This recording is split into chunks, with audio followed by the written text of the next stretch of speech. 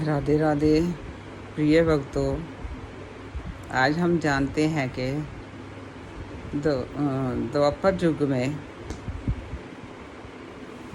कृष्ण जी के बड़े भाई बलराम जी क्यों बने। क्योंकि त्रेता युग में श्री राम जी बड़े थे और लक्ष्मण जी छोटे थे। ये तो आप सब जानते ही हैं।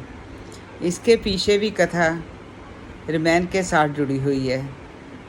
त्रेता युग में जब भगवान राम, लक्ष्मण और माता सीता वनवास में थे तो लक्ष्मण जी बहुत सेवा करते थे, सोते नहीं थे, कुछ खाया नहीं, बहुत उनकी रात दिन चरणों में चरण दबाते थे, बहुत सेवा करते थे।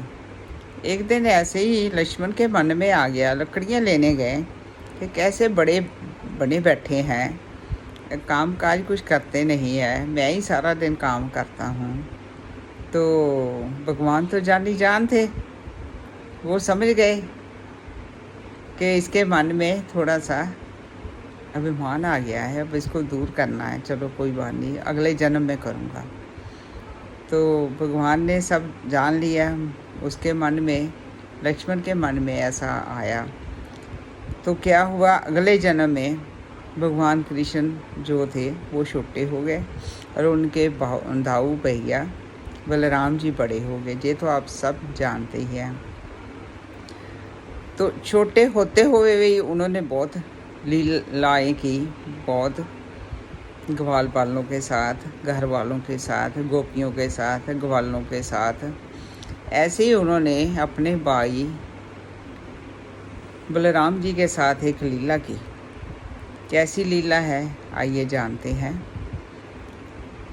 कृष्ण जी माखन खाते थे और माटी भी खाते थे। जब उन्होंने माटी खाई तो ग्वाल वाले साथ थे और दाऊ बलराम जी भी साथ थे।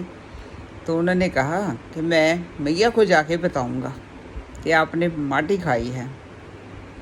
तो कृष्ण जी को थोड़ा सा हो गया, फिर मैया को जाके ये बताएंगे मैं माटी भी खाता हूँ।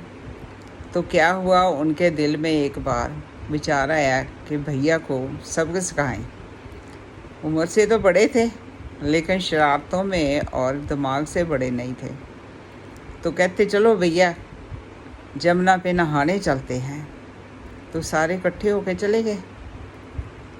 वहाँ गए तो भैया को बोलते हैं कि भैया आप स्नान करो, मैं करके आऊँ। तो कृष्ण जी किनारे में बैठे हुए हैं और बलराम जी को स्नान करने के लिए भेज दिया। तो कृष्ण जी की ऐसी लीला रची, कृष्ण जी ने ऐसी लीला रची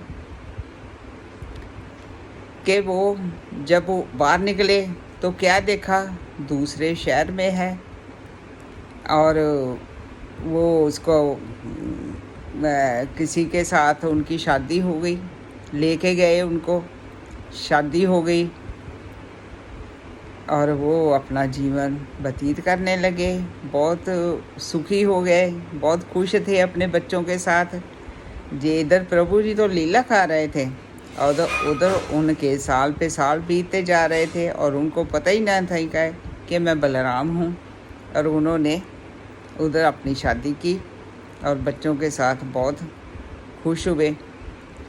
ऐसा हुआ एक दिन कि उनकी बलि देने का टाइम आ गया। वो राजा जो थे ना उधर से बलि लेते थे, तो उनका बलि देने का टाइम आ गया और उन्होंने उस आदमी को ढूंढा, बलराम को चुना बलि लेने के लिए।